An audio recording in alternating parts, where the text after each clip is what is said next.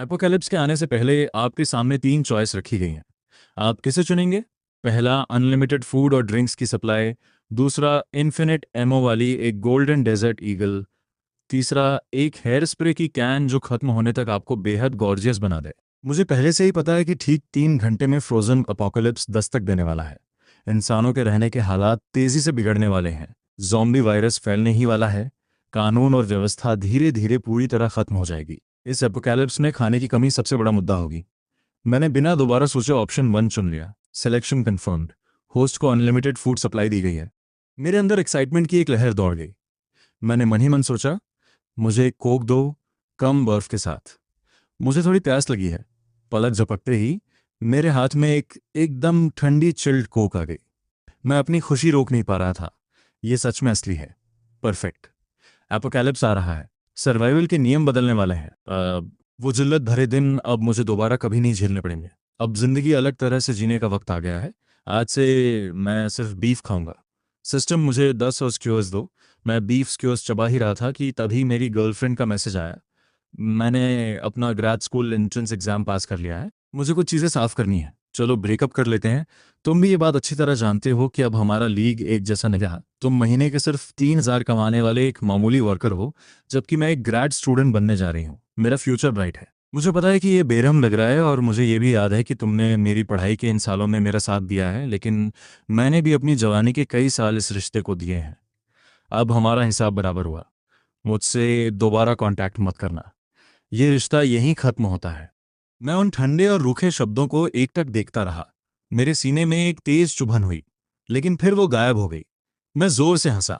हाँ लूना, तुम इस बात पर बहुत पछताओगी। सिस्टम की आवाज फिर गूंजी। होस्ट का सर्वाइवल पक्का करने के लिए सिस्टम हर रोज आधी रात को डेली चेक इन का मौका देगा। ऑप्शंस में वेपन्स, सप्लाईज, फिजिकल एनहांसमेंट्स और बहुत कुछ शामिल हो सकता है। होस्ट हर दिन एक रिवॉर्ड चुन सकता है। पहली बार मैं वाकई एपोकैलिप्स का इंतजार कर रहा हूँ। पुरानी दुनिया में कोई नहीं था, लेकिन आने वाली इस दुनिया में मैं सब कुछ बदल कर रख दूंगा। यही सोचते हुए मैं अपने इलेक्ट्रिक स्कूटर पर सवार हुआ और अपने रेंटल की तरफ चल दिया। लिफ्ट का इंतजार करते वक्त नफरत से भरी एक आवाज हवा में गूंजी। हे वर्कर, पीछे हटो, तुम में से पसीने की बदबू आ रही है। मैं पीछे मुड़ा। ये सोफी थी, जो अपनी बैंक यूनिफॉर्म में थी। उसने अपनी नाक पर हाथ रखा हुआ था और मुझे ऐसे घूर रही थी जैसे मैं कोई कचरा हूं। सोफी मेरी पड़ोसी है। मैं 501 में रहता हूँ, और वो और उसका नया पति वेड 502 में रहते हैं। उनकी शादी को अभी 1 ही महीना हुआ है। उस दिन मैंने सफ़ेद वेडिंग गाउन में उसकी एक झलक देखी थी। सच कहूँ तो वो बेहद स्टनिंग थी। लुक्स और फिगर के मामले में उसे 100 में से आसानी से 90 दिए जा सकते हैं। मेरी एक्स गर्लफ्रेंड से तो वो कहीं ज़्यादा बेहतर थी, जिसने अभी मुझे डंप किया है। उसे अभी इस हाल में देखकर मेरे चेहरे पर एक गहरी और सोची समझी मुस्कान आ गई। सोफी की भौहें तन गईं। उसका सब्र जवाब दे रहा था। ऐसे ही घूरते रहे तो मैं तुम्हारी आंखें निकाल लूंगी। आज का दिन बहुत लंबा रहा है। आखिरी चीज जो मुझे चाहिए वो है तुम्हारे जैसे इंसान की वजह से दम घुटना। कितनी बुरी किस्मत है। उसका पति वेड एक कंपनी में एग्जीक्यूटिव है। वो दोनों खुद को समाज का एलिट समझते हैं और मेरे जैसे वर्कर को दिल से नीचा दिखाते हैं। लिफ्ट आई। मैं अंदर चला गया। सोफी ने साफ तौर पर अगली लिफ्ट का इंतजार करने का फैसला किया। दरवाजे बंद होने से ठीक पहले मैंने ठंडे लहजे में कहा, अगर भूख लगे तो याद रखना कि आज रात मुझसे आकर मिल लेना। दरवाजे बंद होते ही सोफी को एक सिहरन महसूस हुई, जिसके तुरंत बाद उसे गुस्सा आ गया। वो खुद को समझता क्या है? उसके पास खाने के लिए जाऊं? उसका दिमाग जरूर खराब हो गया है। वापस अपने कमरे में आकर मैंने वार्डरोब खंगालना शुरू किया। फ्रोजन अपोकलिप्स बस आने ही वाला है। मुझे सबसे पहले अपने डाउन जैकेट्स और मोटे कंबल बाहर निकालने होंगे। दरवाजे पर एक तेज और लगातार दस्तक हुई। बाहर से सोफी की आवाज आई। हे वर्कर, अपनी बात का मतलब समझाओ। अभी जो तुमने कहा उसका क्या मतलब था? बाहर निकलो। अंदर छुपकर खामोश मत बैठो। मुझे पता है तुम घर पे हो। हंगामा सुनकर उसके पति वेड ने दरवाजा खोला। सोफी, ये क्या हो रहा है? तुम इस वर्कर के दरवाजे पर क्यों चिल्ला रही हो? हनी, इस नीच इंसान की हिम्मत देखो। ये मुझ पर डोरे डाल रहा था। मैं चाहती हूँ कि इसे इस बिल्डिंग से बाहर निकाल दिया जाए, तो ये लड़का पंगे ले रहा है। फिक्र मत करो डार्लिंग, मैं देख लूंगा कि। वेड ने अपना सेंटेंस पूरा नहीं किया। उसने ऊपर देखा। मेरी ठंडी और सख्त नज़रों से उसकी नज़रें मिली, और उसकी सारी बहादुरी वहीं ढेर हो गई। वो दिखने में थोड़ा कमज़ोर था, जबकि मैंने सालों तक फिजिकल लेबर किया है। मेरा शरीर पूरी तरह सॉलिड है। अगर बात हाथापाई तक आती तो नतीजा साफ था। वेड ने फौरन अपना रुख बदला और एक घबराई हुई मुस्कान दी। हाँ, तुम वापस आ गए। काम का लंबा दिन रहा होगा, थोड़ा रेस्ट करो, सोफी चिल्लाई। तुम पीछे क्यों हट रहे हो? क्या तुमने नहीं देखा कि उसने अभी मुझे कैसे देखा? क्या तुम वाकई इससे डर गए हो? हनी, तुम गलत समझ रही हो, मैं डर नहीं रहा। हम समाज के एलिट लोग हैं, खुश और कामयाब। उसके लेवल के लोग हमेशा हमसे जलेंगे। फॉर्चुनेट पर्सन्स रिट्रीट प्रिंसिपल को याद करो। हम वो हैं जो बेहतर जिंदगी जी रहे हैं। ऐसे हालात में एक कदम पीछे हटना ही बेहतर होता है। मैंने अपने पास मौजूद हर मोटा कंबल बाहर निकाल लिया। मैंने दरवाजे और खिड़कियां सील कर दीं और खामोशी से एपोकैलिप्स के आने का इंतजार करने लगा। उस रात ठंडी हवा की एक लहर उस कमरे में दाखिल हुई जो कुछ देर पहले तक तप रहा था। आसमान से भारी ओले गिरने लगे, फिर बर्फ का जैसे पागलपन शुरू हो गया। वो किसी सैलाब की तरह गिरने लगी। महज 30 मिनट में टेम्परेचर 30 डिग्री से गिरकर सीधा शून्य पर आ गया और वो गिरता ही जा रहा था। उसी वक्त मेरे अंदर खुशी की एक लहर उठी। आधी रात। आज के डेली चेक इन रिवॉर्ड्स कुछ इस तरह है। पहला, स्पेशल मटेरियल से बने 10,000 थर्मल सूट्स जो -100 डिग्री सेंस की ताकत रखते हैं। दूसरा, एक वायरलेस बैटरी पैक जो सभी इलेक्ट्रॉनिक डिवाइसेस के साथ कॉम्पैटिबल है। तीसरा, एक 10,000 टेराबाइट की फ्लैश ड्राइव जिसमें आपकी पसंद की हर फिल्म, शो और वीडियो है। चौथा, एक खरबूजा जो इतना मीठा है कि आपको तुरंत डायबिटीज दे दे। थोड़ा सोचने के बाद मैंने ऑप्शन 1 चुना। टेम्परेचर बहुत तेजी से गिर रहा है, खुद को गर्म रखना सबसे पहली प्रायोरिटी है। लेकिन सच में क्या सिस्टम मजाक करने की कोशिश कर रहा है? लगातार 2 दिन से आखिरी ऑप्शन हमेशा एक जोक होता है। जैसे ही मेरा सिलेक्शन कंफर्म हुआ, मैंने अपना ध्यान लगाया और मेरे हाथों में एक ब्लैक थर्मल सूट आ गया। इसका फैब्रिक कुछ अलग ही था, प्योर कॉटन जैसा मुलायम और कश्मीरी वूल जैसी सिल्कनेस। मैंने इसे पहना और मेरी आंखें चमक उठीं। ये सिर्फ ठंड को रोकता ही नहीं था, बल्कि खुद गर्मी पैदा कर रहा था। यहाँ तक कि मेरा चेहरा, हाथ और पैर जो ढके हुए नहीं थे, उन्हें भी ठंड महसूस नहीं हो रही थी। ये बिल्कुल बसंत के दिन जैसा महसूस हो रहा था। खाना और गर्मी दोनों चीज़ें पक्की होने के बाद मैं खिड़की के पास बैठ गया और गिरती बर्फ को, शहर को चांदी के रंग में रंगते हुए देखने लगा। अचानक नीचे से एक चीख गूंजी। मैं खिड़की की तरफ भागा और नीचे झांका तो मैं सन्न रह गया। एक जवान लड़के का चेहरा एक दरार के साथ फट गया था और उसके शरीर के हर खुले हिस्से पर वैसे ही फ्रैक्चर हो गए थे। उसके आसपास मौजूद भीड़ घबराकर इधर उधर भागने लगी। 30 सेकंड से भी कम समय में उस आदमी की आंखें पूरी तरह खुल गईं और वो बेजान होकर जमीन पर गिर पड़ा, पत्थर जैसा ठंडा और मरा हुआ। और वो अकेला नहीं था। कुछ ही मिनटों में ज्यादा से ज्यादा लोगों की स्किन पर वही दरारें फैलने लगी। पूरी कॉम्प्लेक्स में अफरा तफरी मच गई। मैंने अपनी आंखें सिकोड़ी और पीड़ितों को गौर से देखा। उनमें से हर एक बर्फ में खेल रहा था। क्या बर्फ जहरीली हो सकती है? स्किन के कांटेक्ट में आने के 5 मिनट के भीतर दरारें आ जाती हैं और 30 सेकंड के अंदर मौत हो जाती है। सवाल यह है कि क्या ये टॉक्सिन एक इंसान से दूसरे इंसान में फैल सकता है? मैंने एक गहरी सांस ली। ये बहुत भयानक है। महज कुछ ही समय में नीचे 1 दर्जन से ज्यादा लोग मारे जा चुके थे। मैंने अपना फोन खोला। टॉक्सिक स्नो जैसे शब्द पहले से ही ट्रेंडिंग सर्च में छाए हुए थे। बिल्डिंग का ग्रुप चैट फट चुका था। क्या कोई वहां है?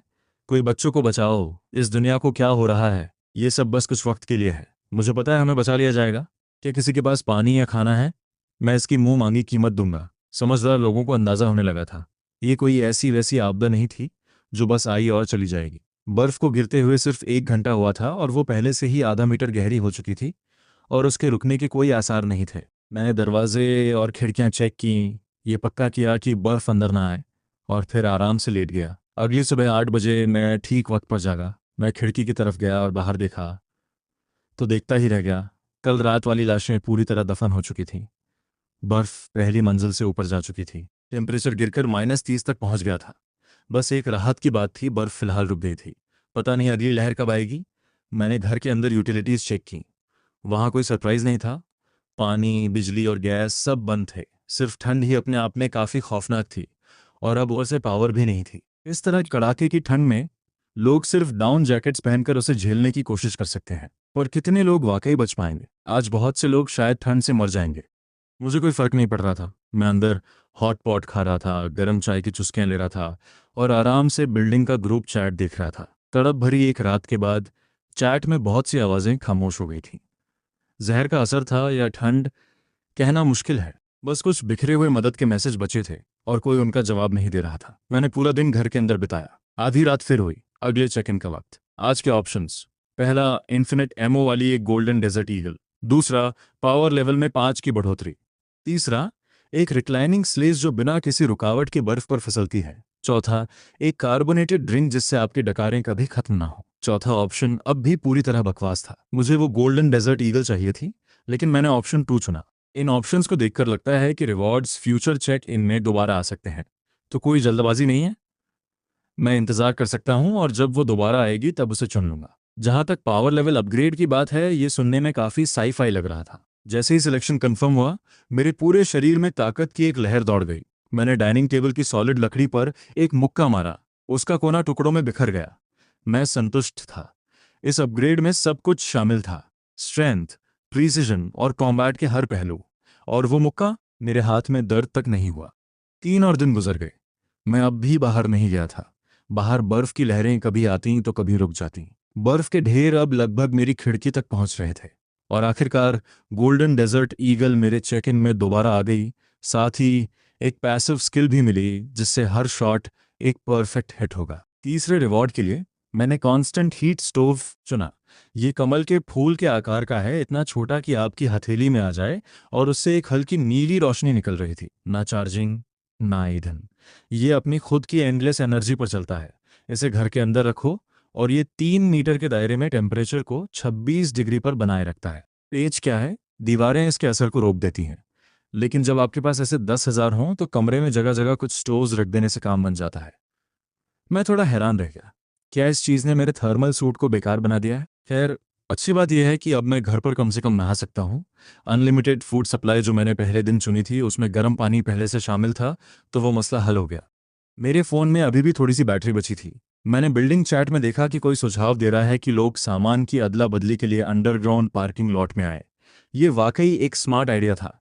पार्किंग लॉट बाहर से जुड़ा हुआ है, लेकिन उसके सारे एंट्रेंस बर्फ के नीचे दबे हुए हैं। हर बिल्डिंग इमरजेंसी स्टेयरवेल के जरिए वहां पहुंच सकती है। सारा दिन अंदर बैठकर खाते रहना बोरियत भरा हो रहा था। मैंने नीचे जाकर देखने का फैसला किया। अंडरग्राउंड पार्किंग लॉट खचाखच भरा था। मैंने एक रफ अंदाज़ा लगाया। पूरे कॉम्प्लेक्स में 15 बिल्डिंग्स और 3,700 से ज़्यादा रेसिडेंट्स हैं। सिर्फ 600 लोग ही आए हैं, जिसका मतलब है कि महज 5 दिनों में कॉम्प्लेक्स ने बहुत से लोगों को खो दिया है। हालांकि ये पूरी तस्वीर नहीं थी। बर्फ आधी रात को शुरू हुई थी, इसलिए ज़्यादातर लोगों ने उसे छुआ ही नहीं था। बहुत से परिवारों के पास शायद अभी भी घर पे स्टॉक होगा और उन्हें फिलहाल ट्रेडिंग की ज़रूरत नहीं होगी। बोतल बंद पानी के लिए फ़ोन, इंस्टेंट नूडल्स के लिए सिगरेट, बुखार की दवा के लिए चिकन लेग। ज़्यादातर लोग खाने और पानी के लिए सौदा कर रहे थे। कुछ लोग बीमार रिश्तेदारों के लिए दवाइयाँ हासिल करने की जी तोड़ कोशिश कर रहे थे। अचानक गिरे टेम्परेचर ने बहुत से लोगों को बीमार कर दिया था। ज़्यादातर बोतलबंद पानी पूरी तरह जम चुका था, लेकिन इंतज़ार करने पर वो पीने लायक पिघल जाता था। तभी मेरी नज़र वेड और सोफ़ी पर पड़ी। उनके सामने सोने और चांदी की ज्वेलरी रखी थी। ऐसा लग रहा था कि सोफ़ी ने सरवाइव करने के लिए अपनी खुद की शादी की ज्वेलरी तक बाहर निकाल ली है। लेकिन एपोकैलिप्स के इन दिनों में हर कोई जानता था कि सोने और चांदी की अब कोई कीमत नहीं है। पुरानी दुनिया में पैसा आपको कहीं भी ले जा सकता था, पर इस दुनिया में कोई उन पर नज़र तक नहीं डाल रहा था, चाहे वो पैसे हों या सोना। सोफी ने नज़र उठाई और मुझे मुस्कुराते हुए अपनी तरफ देखते पाया। लिफ्ट में मैंने जो शब्द कहे थे वो उसके दिमाग में कौन गए। अगर भूख लगे तो याद रखना कि आज रात मुझसे आकर मिल लेना। क्या उसे पहले से पता था कि बर्फ़ आने वाली है? मैं उनके पास नहीं गया। मैं बस घूमता रहा। तभी मुझे एक औरत दिखी जो लुक्स और फिगर में सोफ़ी जितनी ही शानदार थी, और मेरी आंखें चौंक उठीं। वो एक कोने में अकेली बैठी थी और उसके सामने डिज़ाइनर बैग्स और मेकअप के अलावा कुछ नहीं था। सोफ़ी की ज्वेलरी की तरह ही उसे भी पूरी तरह इग्नोर किया जा रहा था। मैं अपने आसपास की बातें सुनते हुए उसे देखता रहा, जिससे मुझे कुछ काम की चीज़ें पता चलीं। पहली ये कि बर्फ़ का टॉक्सिन सिर्फ डायरेक्ट स्किन कांटेक्ट से फैलता है, ये हवा के जरिए नहीं फैलता। ये राहत की बात थी, वरना खिड़की खोलने की हिम्मत कौन करता। दूसरी ये कि किसी बहुत हताश इंसान ने यह पता लगा लिया था कि जब तक आपकी स्किन सीधे बर्फ़ को नहीं छूती, तब तक आप बर्फ़ के कम गहरे ढेरों के बीच से गुजर सकते हैं। दिक्कत यह है कि कॉम्प्लेक्स में बर्फ़ पहले से ही 3 मीटर से ज़्यादा गहरी हो चुकी है। कोई भी बाहर निकलकर सप्लाईज की तलाश नहीं कर सकता। कुछ लोग अपने घरों में मौजूद औजारों से गाड़ियों को जुगाड़ने की बातें कर रहे हैं, इस उम्मीद में कि शायद वो किसी तरह गाड़ी चलाकर बाहर निकल पाएंगे। मुझे लगता है ये उनकी कोरी कल्पना है। इतनी गहरी बर्फ में तो एक एक्सकावेटर को भी संघर्ष करना पड़ेगा, फिर एक रेगुलर कार की क्या बिसात। इससे बस ये पता चलता है कि लोग सप्लाईज के लिए कितने बेताब हो रहे हैं। लेकिन ये तीसरी जानकारी मुझे सोचने पर मजबूर कर देती है। टॉक्सिन की वजह से मारे गए हर इंसान के प्यूपिल्स ग्रे वाइट हो चुके हैं और हर एक लाश बड़ी अजीब और भयानक तरीके से मुड़ी हुई हालत में जमी हुई है। इन्हें देखना भी खौफनाक है। क्या होगा अगर ये सारी लाशें आगे चलकर ज़ॉम्बीज़ बन गईं? मैं इस बारे में जितना ज़्यादा सोचता हूँ, इसकी संभावना उतनी ही ज़्यादा लगती है। एक बार मौसम गर्म हुआ और ये जमी हुई लाशें पिघलने लगीं, तो इनके वापस जिंदा होने का असली खतरा पैदा हो जाएगा। ऐसा लगता है कि अब से जब भी फ्यूचर चेक-इन्स में कोई पावर लेवल अपग्रेड सामने आएगा, तो मुझे उसे बिना सोचे ले लेना चाहिए। मैं जितना ज़्यादा ताकतवर रहूँगा, मेरे सर्वाइवल की उम्मीदें उतनी ही बेहतर होंगी। तभी एक औरत मेरे पास सर कर आती है और फुसफुसाती है, हे हैंडसम, ये सब हाई एंड डिज़ाइनर बैग्स हैं। इन्हें खरीदने में बहुत पैसा खर्च हुआ है। क्या मैं इनके बदले कुछ खाना ले सकती हूँ? ये अब कचरा है। तुम्हारे पास कुछ और है जो वाकई काम आ सके? जूलिया के चेहरे पर हवाइयाँ उड़ने लगीं। उसे भी पता है कि इन डिज़ाइनर बैग्स की इस वक्त कोई कीमत नहीं है। हर कोई ठंड से ठिठुर रहा है और भूखा मर रहा है। फैशन के बारे में सोचने का वक्त किसके पास है? वो अकेली रहती है, उसका साथ देने वाला कोई नहीं है। इस बेरहम दुनिया में शायद उसके पास देने के लिए अब वो खुद ही बची है, लेकिन वो अभी उस हद तक जाने के लिए तैयार नहीं है। इसका क्या ख्याल है? जूलिया एक पल के लिए हिचकिचाई, फिर उसने अपनी जेब से एक काला प्लास्टिक बैग निकाला। मैंने उसे हाथ में लिया और फौरन उसका वजन महसूस किया। मैंने उसे खोलकर देखा तो अंदर हर साइज के पोर्टेबल चार्जर्स करीने से रखे थे। मुझे सामने तो हैंडसम कह रही है, पर अपने दिमाग में इसने मुझे सिर्फ एक चार्जिंग स्टेशन समझ रखा है। ये सब फुल चार्ज हैं, कभी भी इस्तेमाल के लिए तैयार। इन्हें वापस ले जाओ। मैंने बैग उसकी तरफ वापस उछाल दिया। मैं उसे सीधे मना करने ही वाला था, लेकिन फिर मैंने लॉन्ग गेम खेलने का फैसला किया। मैंने अपनी जेब में हाथ डाला और एक ब्रेड रोल बाहर निकाला। मैंने उसे धीरे से उसके चेहरे के सामने लहराया। तुम्हें खाना चाहिए तो मेरे घर आ जाना। मैंने एक पल के लिए उसकी आंखों में आंखें डालकर देखा, फिर मुड़ा और वहां से चल दिया। जूलिया ने दुविधा में अपने होंठ चबाए। किसी और जिंदगी में उसने शायद उस जैसे इंसान की तरफ मुड़कर देखा भी न होता, और आज देखो, उसे उसके पास आने के लिए कहा जा रहा है। ये बात उसे अंदर ही अंदर जला रही थी, पर उसके पास चारा ही क्या था? उसके पास खाना है। मैं आगे बढ़ता रहा अपने अगले शिकार की तलाश में। 2 मिनट से भी कम समय में बिल्डिंग नंबर 7 की सीढ़ियों से 3 तगड़े आदमी बाहर निकले, जिनके हाथों में आंस काटने वाले क्लीवर्स थे। उनका लीडर ड्रेक था, जो मांस का एक बड़ा लोथड़ा जैसा दिखता था और उसके चेहरे पर दरिंदगी साफ लिखी थी। चलो लड़कों, हमला करो। उसने खुद सबसे नजदीकी स्टॉल पर धावा बोल दिया। दुकानदार एक 70 साल की बुजुर्ग महिला थी, जिसके मैट पर एल्डरली फॉर्मूला का सिर्फ एक कैन रखा था। ड्रेक ने एक झटके में उसे झपट लिया। इसे वापस दे दो, ये मेरा है। उस बूढ़ी औरत ने ड्रेक का हाथ पकड़ लिया। वो अपनी इकलौती चीज को वापस पाने के लिए बेताब थी। खाना हासिल करने के लिए उसके पास सौदा करने को बस वही एक चीज बची थी। ड्रेक की आंखों में एक ठंडी चमक कौन थी। उसने अपना क्लीवर ऊपर उठाया और उसे सीधे नीचे दे मारा। वो बूढ़ी औरत बिना कोई आवाज किए वहीं ढेर हो गई। उसने उसे मार डाला। कोई चिल्लाया, उसने उसे मार डाला। पूरी भीड़ में अफरा तफरी मच गई और लोग हर दिशा में भागने लगे। मुझे कोई फिक्र नहीं है। मैं पिछले चेक इन से फिजिकल एनहांसमेंट हासिल कर ली है। ये तीनों मेरे सामने कुछ भी नहीं है, लेकिन मेरा दखल देने का कोई इरादा नहीं है। मैं घबराई हुई भीड़ के साथ धीरे धीरे अपने घर की तरफ बढ़ने लगा। इतने दिनों के बाद आखिर अब कानून और व्यवस्था पूरी तरह चरमराने लगी है। जब बात सर्वाइवल पर आती है, तो इंसानियत और दया सब गायब हो जाती है। आज से ही इस तबाही की असली शुरुआत हो रही है। तुम लोग वहां खड़े क्या देख रहे हो? चलते रहो। ड्रैक दहाड़ा और उसके दोनों आदमियों की भी हिम्मत बढ़ गई। वो कुल्हाड़ियां चलाने लगे और जो कुछ भी हाथ लगा उसे छीनने लगे। जूलिया ने एक नजर देखा और अपने घर की तरफ भाग खड़ी हुई। उसने जमीन पर पड़े अपने डिजाइनर बैग्स उठाने की जहमत तक नहीं की, और उसका ध्यान इस पर भी नहीं गया कि उसकी जेब से उसका आईडी कार्ड नीचे गिर गया है। वैड ने सोफी का हाथ पकड़ा और दौड़ने लगा, लेकिन दो ऐसे लोग जिन्होंने जिंदगी में कभी लड़ाई नहीं की थी, वो बहुत जल्दी नीचे गिर गए।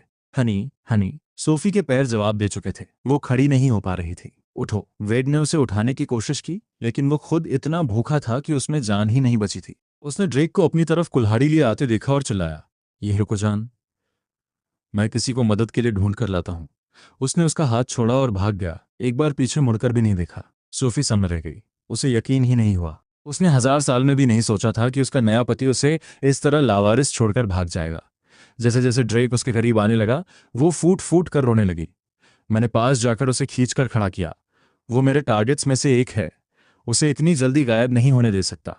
उसे मेरी पकड़ में ताकत महसूस हुई। सोफी ने ऊपर देखा। जब उसे पता चला कि वो मैं हूं, तो उसके सीने में कुछ हलचल हुई। दूसरी तरफ ड्रेक और उसके आदमी तब तक नहीं रुके जब तक सब वहां से भाग नहीं गए। उसके बाद ही वो थमे। उन दोनों गुंडों ने वहां जो कुछ बचा था उसे समेटा, जिससे उनके हाथ काफी सारा खाना लग गया। प्लान बहुत सिंपल था। बिना किसी चेतावनी के हमला करो, लोग डरकर भागेंगे और सब कुछ पीछे छोड़ देंगे, जो फिर उनका हो जाएगा। कयामत के वक्त में इंसानी फितरत ऐसी ही होती है। हर किसी को चोट लगने का डर है। एक इंसान ने भी पलटकर जवाब नहीं दिया। सिर्फ 3 आदमियों ने सैकड़ों लोगों को दहशत में डाल दिया। ड्रेक हिसाब लगाने लगा, जो उन्होंने आज लूटा है वो कुछ दिन चलेगा, उसके बाद चीज़ें मुश्किल हो जाएंगी। ये लोग शायद अब दोबारा नीचे आने की हिम्मत नहीं करेंगे। उसके बाद खाना हासिल करने का इकलौता तरीका कमरों में ज़बरदस्ती घुसना ही होगा। तभी उसका एक आदमी हाथ में एक आईडी कार्ड लिए दौड़ते हुए आया। बॉस देखो मुझे क्या मिला। ओह, और ये तो काफ़ी खूबसूरत है। आईडी की फ़ोटो झूठ नहीं बोलती। इसका नाम जूलिया है। बस ये नहीं पता कि वो कौन से यूनिट में रहती है।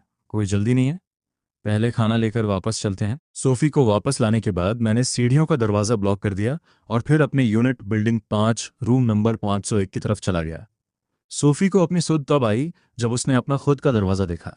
उसने मेरा हाथ झटक दिया और अपने दरवाजे को ज़ोर ज़ोर से पीटने लगी। वेड, दरवाज़ा खोलो। तुम खुद को मर्द कहते हो? तुम भाग गए और अपनी बीवी को पीछे छोड़ दिया, और अब तुम्हारी इतनी हिम्मत कि तुमने दरवाज़ा अंदर से बंद कर लिया। उसकी आवाज़ फटने लगी थी। मैं मन ही मन मुस्कुराया, अपना दरवाज़ा खोला और फ्रेम से टेक लगाकर तमाशा देखने लगा। वेड जो अंदर थर थर काँप रहा था, उसने शोर सुना और दबे पाँव पीप होल तक आया। जब उसे यकीन हो गया कि बाहर सिर्फ हम दोनों हैं, तब जाकर उसकी हिम्मत हुई दरवाज़ा खोलने की। सोफ़ी, तुम ठीक हो, अंदर आओ, वो लोग वापस आ सकते हैं। तुम किस तरह के मर्द हो वेड?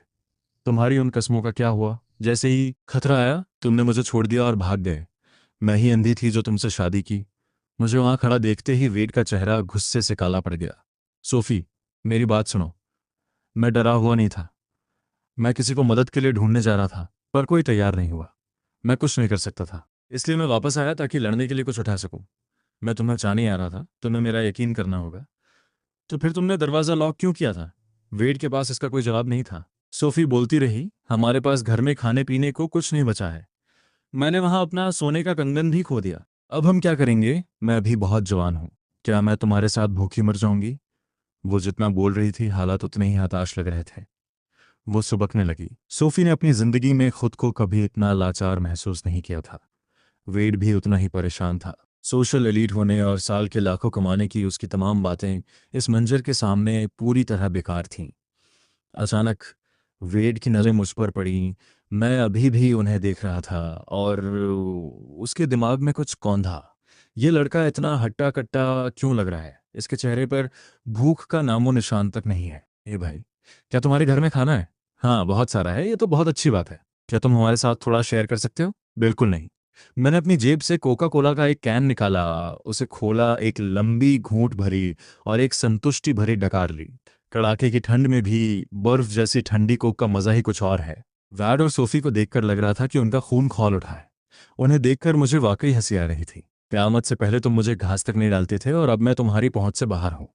वेड ने जबरदस्ती एक चापलूसी भरी मुस्कान दी। आखिर हम पड़ोसी हैं। पड़ोसी तो दूर के रिश्तेदारों से भी बढ़कर होते हैं। हमारे साथ थोड़ा शेयर कर लो और जैसे ये सब खत्म होगा, मैं तुम्हें अपनी कंपनी में नौकरी दिला दूंगा। 6,000 महीना? नहीं, 8,000।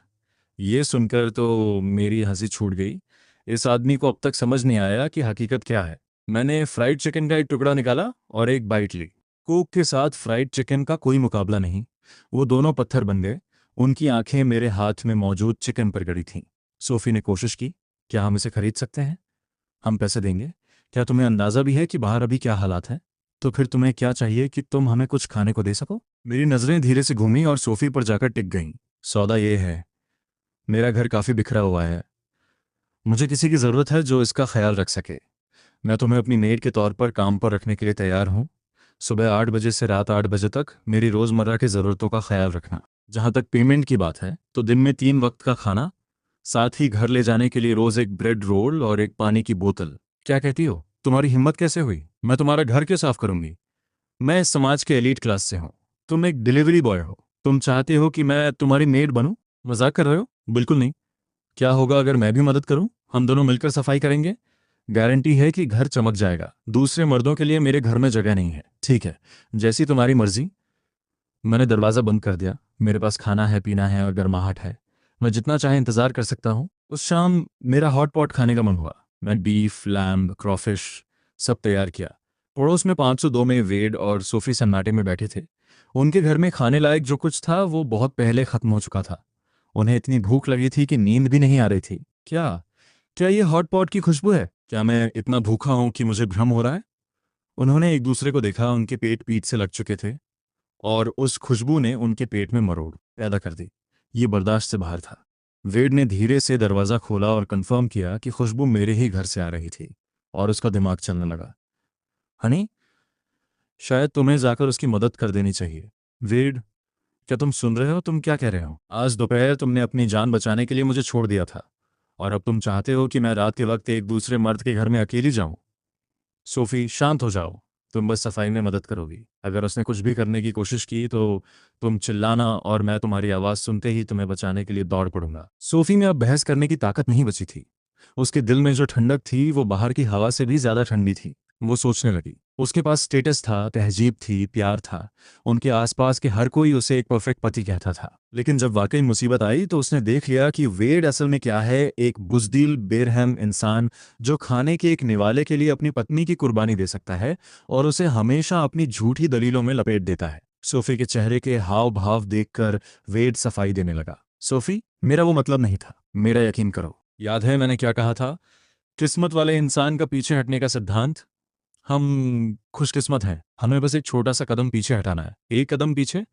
तुम अपनी बीवी को घर से बाहर भेज रहे हो? क्या यही तुम्हारा पीछे हटना है? ये नाटक बंद करो, तुम एक डरपोक हो। अगर तुम में जरा भी हिम्मत होती तो तुम बाहर जाकर खाना लेकर आते, बजाय यहाँ खड़े होकर मुझे लेक्चर देने के। ऐसी बात नहीं है आनी, बस मुझे समझाने दो। जरूरत नहीं है, मैं उसके पास जा रही हूँ। वेड ने उसे रोकने के लिए हाथ बढ़ाया, फिर हाथ नीचे गिरा लिया। सोफी ने देख लिया कि उसका उसे रोकने का कोई इरादा नहीं था। उसका दिल पूरी तरह पत्थर हो गया। मैं अंदर मांस के टुकड़ों का लुत्फ उठा रहा था और उसे ठंडी बियर के साथ गले से नीचे उतार रहा था। दरवाजे पर दस्तक हुई। मैंने पीप होल से देखा। सोफी। मेरे चेहरे पर एक शांत और रहस्यमय मुस्कान आ गई। मैंने दरवाज़ा खोला। मैं तुम्हारी मेड बनने के लिए तैयार हूँ। हॉट पॉट की तेज खुशबू उसके चेहरे से टकराई और धीरे धीरे उसने उसके जमे हुए दिल को पिघला दिया। शायद इस आदमी के पीछे चलना ही बचने का एक रास्ता है। कम से कम वो जिंदा तो रहेगी। लेकिन कितनी अजीब बात है, बाहर जमा देने वाली ठंड है और इसने नाम मात्र के कपड़े पहने हैं। क्या ऐसे ठंड नहीं लगती? मैंने सोफी को देखा, फिर उसके पीछे खड़े वेड पर नजर डाली, जिसका चेहरा कश्मकश से भरा था, और उसकी तरफ एक ब्रेड रोल और पानी की बोतल उछाल दी। वेड ने उन्हें बड़ी हैरानी और खुशी से लपका और बिना एक पल गंवाए उन्हें फाड़ा और वहीं पर डटागट खा गया। अंदर आ जाओ। सोफी की नजरें लिविंग रूम में भाप छोड़ते हॉट पॉट पर पड़ी और वो खुद को और नहीं रोक पाई। उसने अंदर कदम रखा। सोफी, फिक्र मत करना, अगर कुछ भी हो तो बस आवाज लगा देना। दरवाजा उसके मुंह पर बंद हो गया। वेड की बात बीच में ही कट गई। जैसे ही सोफी ने अंदर कदम रखा वो ठिठक गई। ऐसा लग रहा था जैसे वो कड़ाके की ठंड से सीधे गर्मियों के मौसम में आ गई हो। यहाँ इतनी गर्मी कैसे है? बिजली तो कई दिनों से गुल है। मैंने 2 दिनों से कुछ नहीं खाया है। क्या मैं पहले कुछ खा सकती हूँ? मैंने एक ठंडी मुस्कान दी। इतनी जल्दी अपनी औकात भूल गई? मुझे मास्टर कहो। सोफी का गुस्सा भड़क उठा। वो पलटने ही वाली थी कि उसके पेट में एक तेज मरोड़ उठी।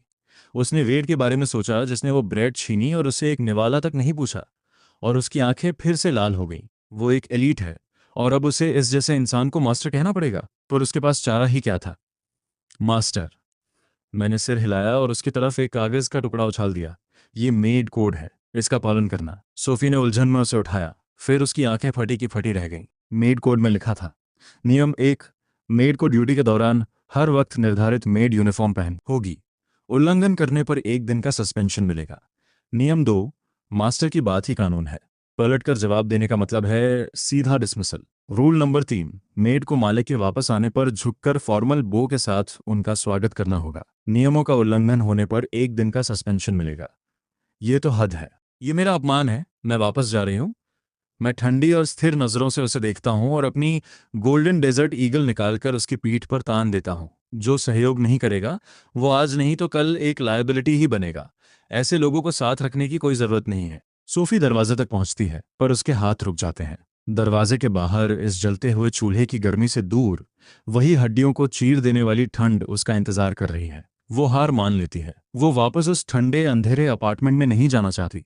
उसे अपने उस निकम्मे पति का सामना नहीं करना। वो भूखों नहीं मरना चाहती। आखिरकार सोफी खुद को मना लेती है, घुटनों के बल बैठती है और कहती है, मास्टर, मुझसे गलती हो गई।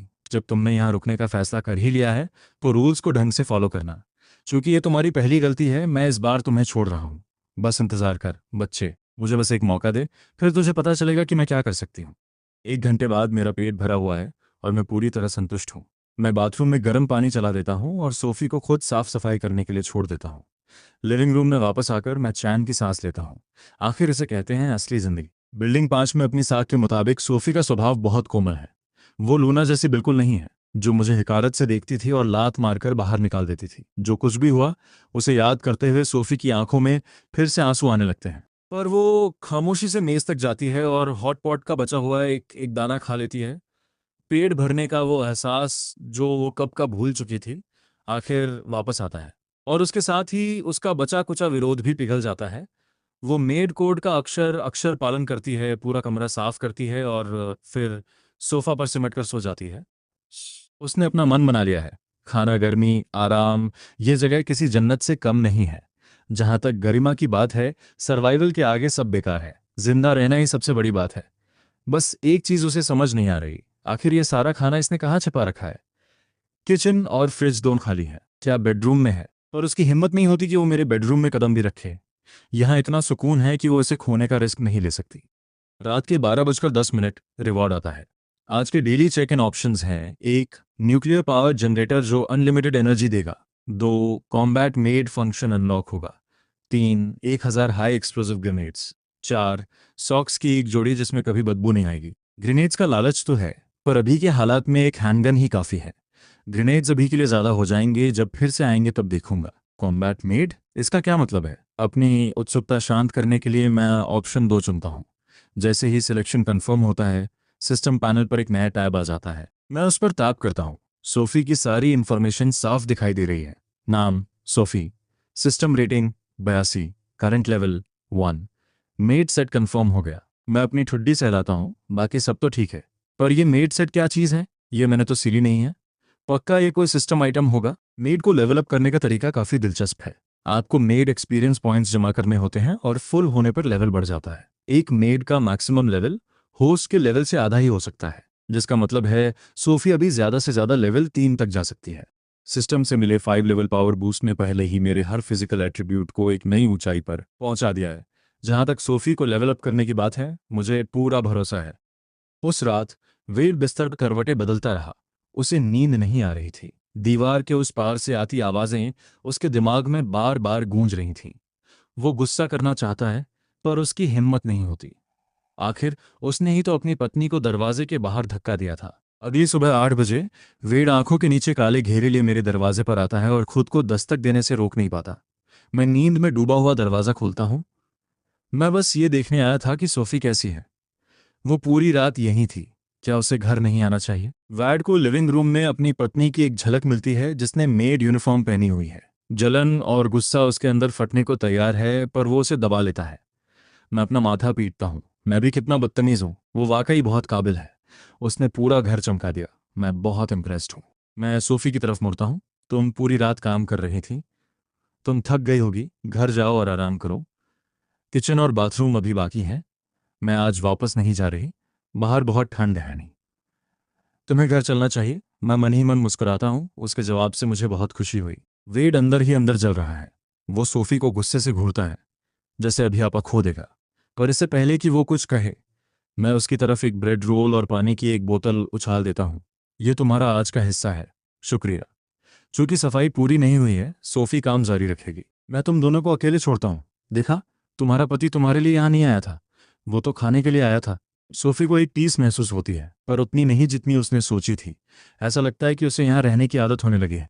वेड ठंडी नफरत के साथ अपने अपार्टमेंट में लौटता है। सोफी ने अभी जो किया वो बर्दाश्त के बाहर है। शर्त लगा लो, वो शुरू से ही वहां जाना चाहती थी। मुझे किसी भी तरह इस सारे खाने पर कब्जा करना होगा। बिल्डिंग 5 की इमरजेंसी सीढ़ियों पर बिल्डिंग के कई सर्वाइवर्स इकट्ठा हुए हैं। वेड चारों ओर देखता है और उसके मन में एक सिहरन दौड़ जाती है। पूरी बिल्डिंग में 100 से भी कम सर्वाइवर्स बचे हैं।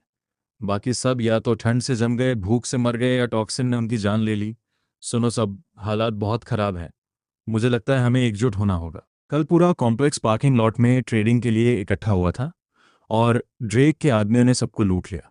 अब किसी की हिम्मत नहीं हो रही वहां जाने की और हालात बस बिगड़ने वाले हैं। इसलिए मैं प्रस्ताव करता हूं कि हम बचे हुए परिवार मिलकर एक अलायंस बनाएं, रिसोर्सेज साझा करें, एक दूसरे के हितों की रक्षा करें और मिलकर इस संकट का सामना करें।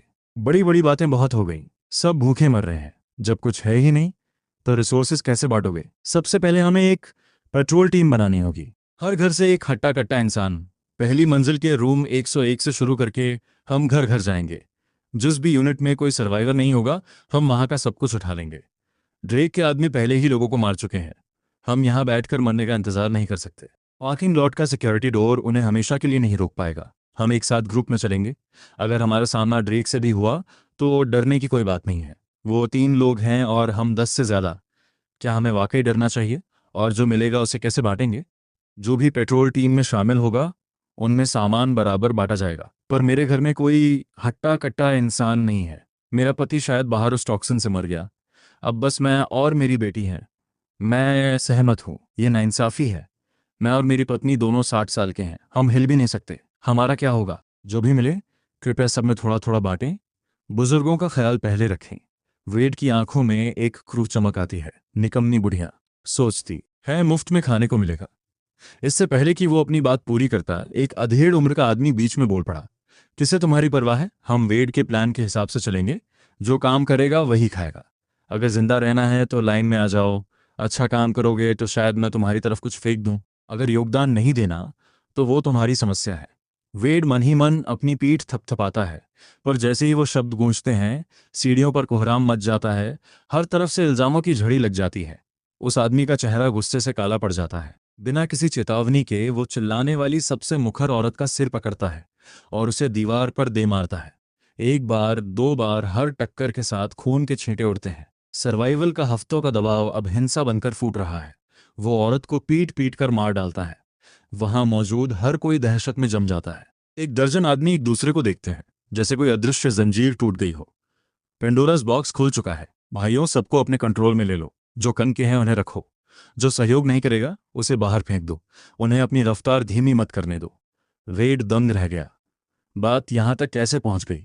उसका प्लान तो एक पेट्रोल टीम बनेगा था ताकि उसका इस्तेमाल करके मुझ पर दबाव डाल सके, खाना छीन सके और अपनी पत्नी को वापस ले सके। उसने इस बात का गलत अंदाजा लगाया था कि लोग कितने गिर सकते हैं। वो डरपोक इंसान घबरा गया और लड़खड़ाते हुए अपने कमरे की तरफ भागा। मास्टर, ऐसा लग रहा है बाहर कुछ हो रहा है। क्या चल रहा है? उसकी फिक्र मत करो। तुम बस अपना काम करो। बाकी चीज से तुम्हारा कोई लेना देना नहीं है। बिल्डिंग 5 की सफाई शुरू हो चुकी थी, पर यह सिर्फ एक आदमी का काम नहीं था। ये उस चिंगारी जैसा था जिसने पूरे कॉम्प्लेक्स के मर्दों के अंदर की आग जला दी थी। हर दूसरी बिल्डिंग में आदमी गुट बनाकर खाने की तलाश में घर घर जाने लगे। पूरा कॉम्प्लेक्स तबाही के मंजर में बदल गया। बिल्डिंग 3 के रूम 403 में जूलिया रहती थी, जो एक सोलो स्टीमर थी।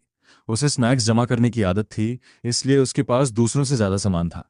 इसी वजह से वो अपने पड़ोसियों से ज्यादा दिनों तक टिक पाई। पर अब जूलिया का वक्त खत्म होने वाला था। बिल्डिंग 3 का अपना एक स्क्वाड था। 20 से ज्यादा आदमी जो घर घर जा रहे थे। अंजाम साफ था।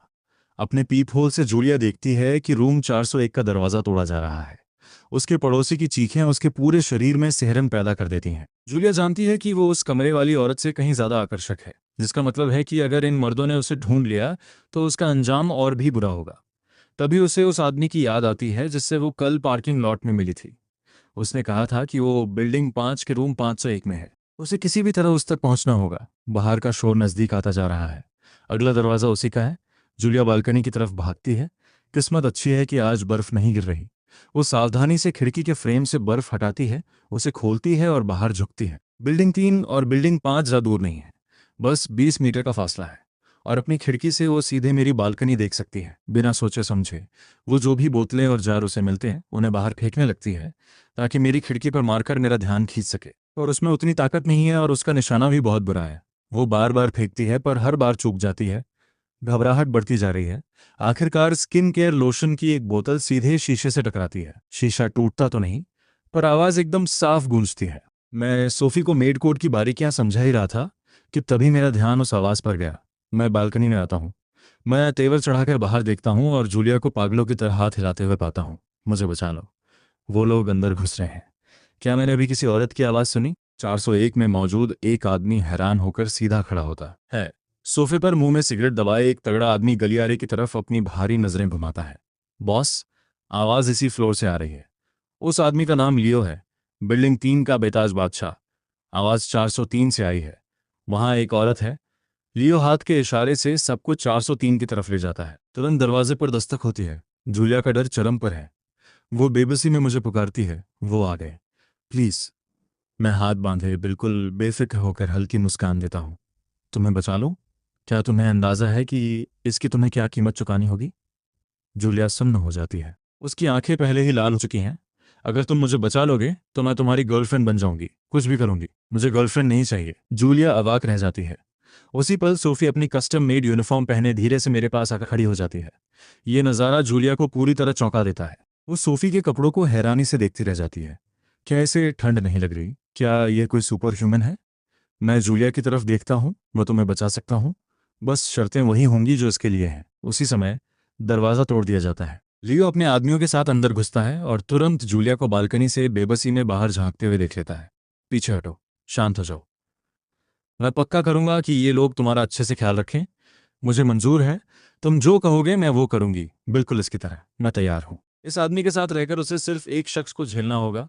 अगर वो उन मर्दों के हाथ लग गई तो पता नहीं कितनों का सामना करना पड़ेगा। लियो अपनी तेवर चढ़ाते हुए जूलिया की तरफ बढ़ता है। तुम किसे बुला रही हो? उसका हाथ उस तक पहुंचता उससे पहले ही वो चौंक कर ऊपर देखता है। सामने वाली बिल्डिंग में एक जवान लड़का खिड़की की मुंह पर चढ़ गया है, जैसे कूदने के लिए तैयार हो। अगले ही पल बूम, मैं छलांग लगाता हूँ।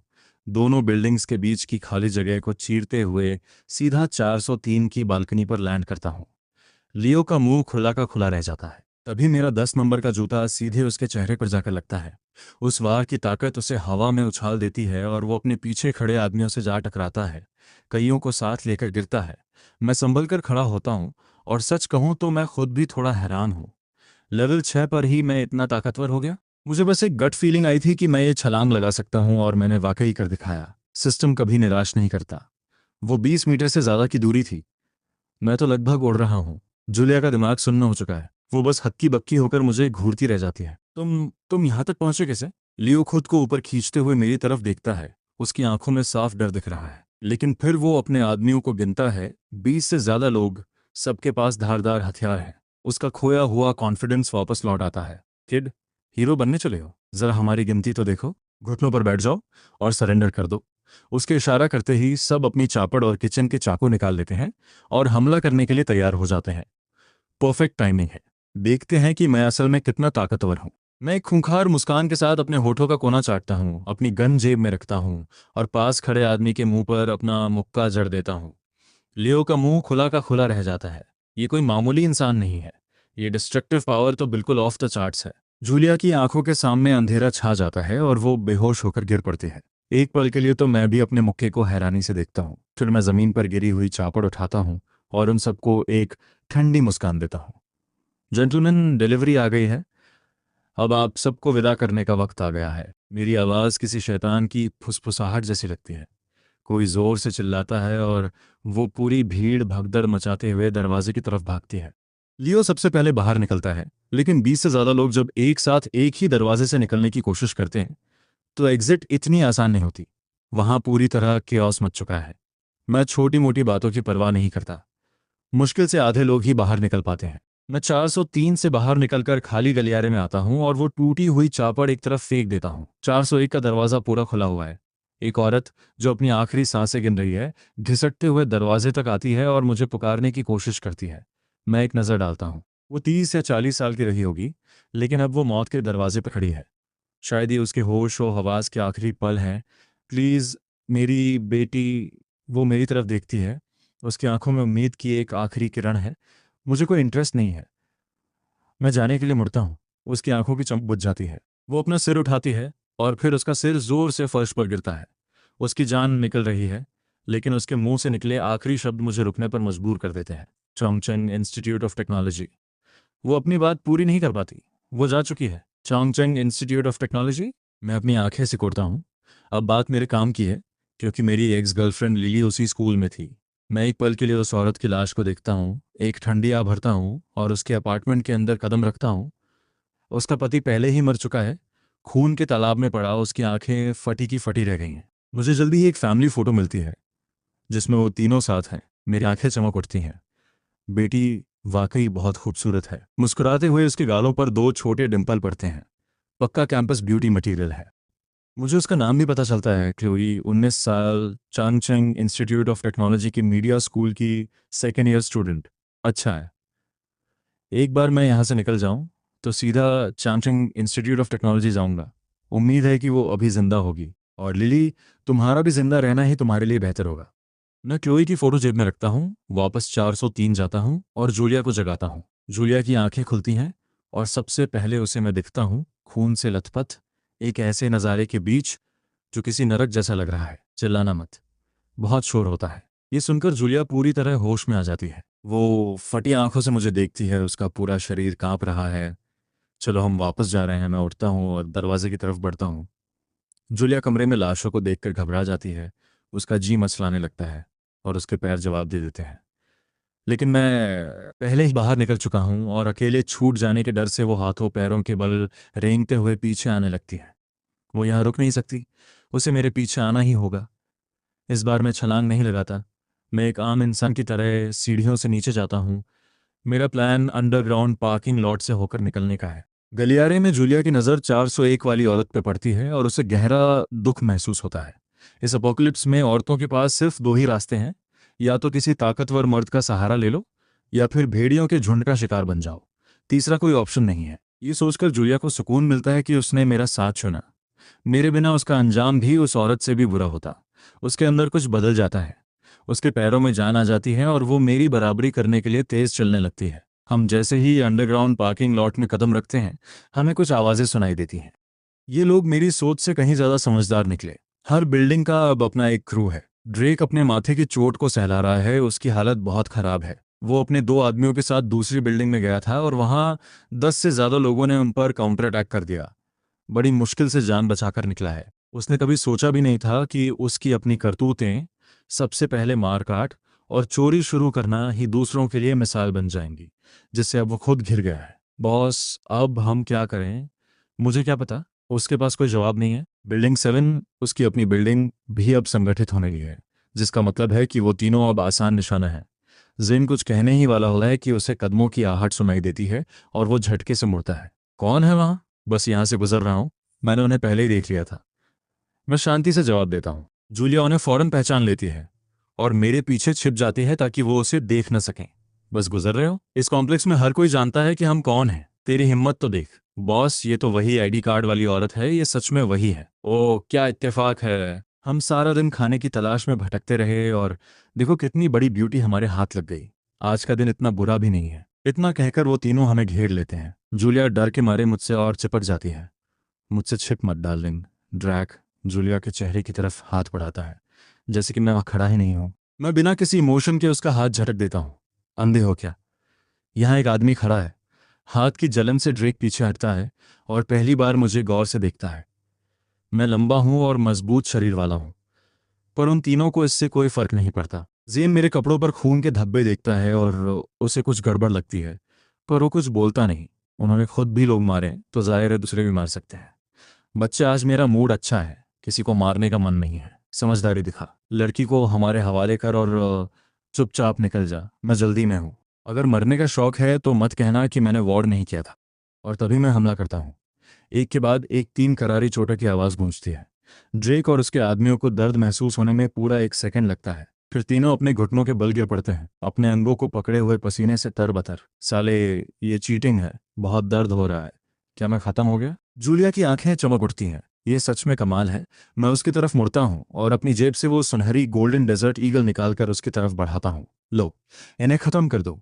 जूलिया सुन्न पड़ जाती है। एक मुर्गी की गर्दन मरोड़ना अलग बात है, लेकिन 3 जिंदा इंसान, क्या ये सच कह रहे हैं? जल्दी करो, अगर मेरी मेड बनना है तो तुम्हें मारना सीखना होगा। मैं बेकार का बोझ नहीं पालता। मैं गन मजबूती से उसके हाथ में थमा देता हूँ। गोल्डन डेजर्ट ईगल उसकी उम्मीद से कहीं ज्यादा भारी है। उसकी हथेली से छूती ठंडी धातु उसे एक बात साफ कर देती है, ये कोई खिलौना नहीं है, ये एक असली गन है। निशाना साधो और ट्रिगर पर उंगली रखो। मैं उसे बड़े सब्र से समझाता हूँ। जूलिया हिचकिचाती है, लेकिन जब वो मेरी तीखी नजरों से मिलती है तो कुछ नहीं कहती। ड्रेक उस गन को अपनी तरफ तना हुआ देखकर उसे खिलौना समझता है और हंसने लगता है। किससे डरा रही है? मैं डरते हुए बड़ा नहीं हुआ हूं। तेरा चेहरा याद रखूंगा। हिम्मत है तो चला गोली, वरना मैं तुझे ऐसा मजा चखाऊंगा कि तू याद रखेगी। जूलिया चौंक जाती है और अचानक उसका डर खत्म हो जाता है। उसकी जगह गुस्से की एक लहर दौड़ पड़ती है। मैं उसके कान में फुसफुसाता हूँ, ये कचरा है, ट्रिगर दबा दो। जूलिया अपना जबड़ा इतनी जोर से भींचती है कि उसके होंठ से खून निकलने लगता है। वो गुस्से में है, लेकिन जब किसी इंसान पर गोली चलाने की बात आती है तो वो फिर से झिझकती है। हाँ, चलाना नहीं कर सकती ना? डरो मत, मेरे पास भी एक गन है। मैं दिखाऊंगा कि ये असल में कैसे किया जाता है। तभी जूलिया की उंगली हिलती है, वो ट्रिगर दबा देती है। गोली की आवाज पूरे पार्किंग लॉट में गूंज उठती है। मौके पर ही ड्रेक का सिर उड़ जाता है। जैन और दूसरा आदमी दहशत में आ जाते हैं। वो अपना दर्द भूलकर अपनी जान बचाने के लिए रेंगते हुए भागने की कोशिश करते हैं। जूलिया अपने सामने पड़ी लाश को देखती है। उसके हाथ बुरी तरह कांप रहे हैं। फिर उसे 401 वाली वो औरत याद आती है, जिसके पास लड़ने की कोई ताकत नहीं थी और जिसे मर्दों के एक झुंड ने तड़पा तड़पा कर मार डाला। उसके सामने खड़े इस आदमी ने उसे मुकाबला करने की ताकत दी है। उसे इसे जल्दी ही इस्तेमाल करना सीखना होगा, वरना उसका अंजाम भी उस औरत जैसा ही होगा। जूलिया का दिमाग तेजी से काम करने लगता है। वो तुरंत जेन के पीछे जाती है, गन उठाती है और गोली चला देती है। जेन अपनी जान बचाने के लिए रेंग रहा है, लेकिन गोली उसकी जांघ में लगती है। वो दर्द से तड़प उठता है। मुझे मत मारो। जूलिया दोबारा गोली चलाती है। जेन हमेशा के लिए शांत हो जाता है। बस बहुत है, वो मर गया। मैं अपनी मंजूरी में सिर हिलाता हूं और गन वापस ले लेता हूं। जब जूलिया को एहसास होता है कि उसने क्या किया है तो उसके पेट में मरोड़ उठने लगती है। वो दूसरी तरफ मुड़कर जोर जोर से उल्टियां करने लगती है। मैं आखिरी बचे हुए गुर्गे के पास जाता हूँ। बड़े भाई नहीं, प्लीज़ सर, मुझे मत मारिए। मैं सरेंडर करता हूँ। आप जो कहेंगे मैं वो करूँगा। बस मेरी जान बख्श दीजिए।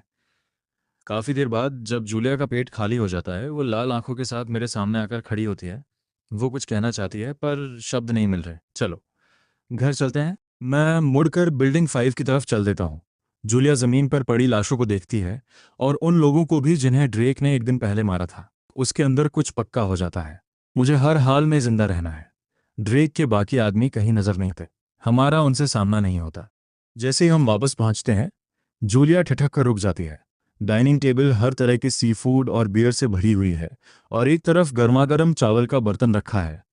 अपार्टमेंट एकदम साफ सुथरा है, जिसमें तंबाकू और हल्की सी खुशबू घुली हुई है। सबसे जरूरी बात, यहाँ बहुत सुकून भरी गर्माहट है। सोफी मुझे अंदर आते देख तुरंत आगे बढ़ती है और झुककर सलाम करती है। Welcome home master. जूलिया पहली बार सोफी का चेहरा गौर से देखती है और दंग रह जाती है। वो बहुत खूबसूरत है। ये नई मेड है। इसे यहाँ के रूल समझा दो। मैं नहीं चाहता कि तुम दोनों में से कोई भी गलती करे। इतना कहकर मैं टेबल पर बैठता हूँ और खाना शुरू करता हूँ। जी मास्टर। सोफी जूलिया की तरफ मुड़ती है और वही उसे देखकर हैरान रह जाती है। वो बला की खूबसूरत है।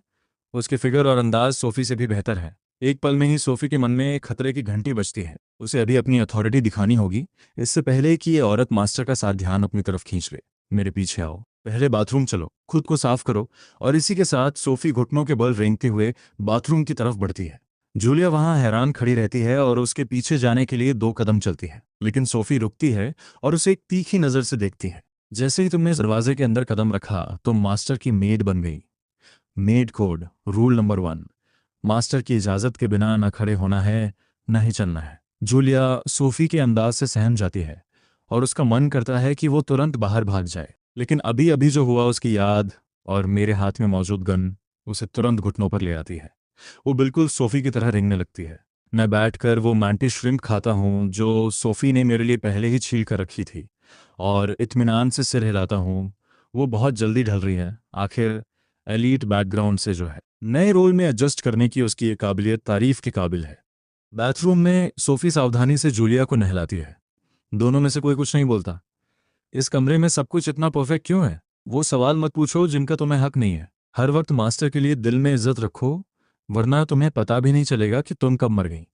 जूलिया खामोश हो जाती है। वो सोच भी नहीं सकती कि सोफी यहां तक पहुंचने के लिए किस दौर से गुजरी होगी। सोफी जूलिया के शरीर को देखती है और उसके मन में बेचैनी और बढ़ जाती है। अनजाने में ही उसके हाथ थोड़े और सख्त हो जाते हैं। तुम्हें क्या लगता है कोई हमें बचाने आएगा? ये बात दोबारा कभी मत कहना। मास्टर को पाना ही हमारे लिए सबसे बड़ा रेस्क्यू है। क्या तुम्हें अब तक समझ नहीं आया? हमारे जैसी औरतों का क्या हाल होता है उनके बिना, अंदाजा है तुम्हें? आधे घंटे बाद जूलिया सोफी के पीछे पीछे बाहर आती है। मैंने अभी खाना खत्म किया है।